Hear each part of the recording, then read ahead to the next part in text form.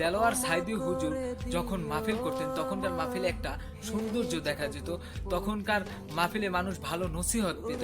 এখনকার মাহফিলে কিছু বক্তা কোরআনের স্টেজে উঠে অন্যের সমালোচনা করতেই ব্যস্ত থাকে এবং কি তারা অদ্ভুত কথা বলে, অদ্ভুত জিকির করে। সেই জিকির আর সেই বক্তব্যগুলো এখন ভিট গানে পাবলিক নাচ গান করে।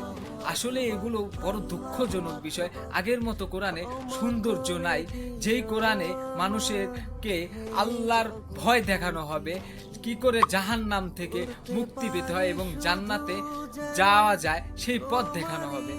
কিন্তু এখন আমরা দেখতে পাই সেই কোরআনের ময়দানে একজন আরেকজনকে ফতুয়া কাফের বলে ফতুয়া দেয় এবং কি আল্লাহর কাছেও যদি ক্ষমা থাকে সেই বক্তার কাছে ক্ষমা নেই, এমন জোর গলায় ঘোষণা দেয়। আরে ক্ষমার মতো ক্ষমা চেলে তো আল্লাহও মাফ করে দেয়।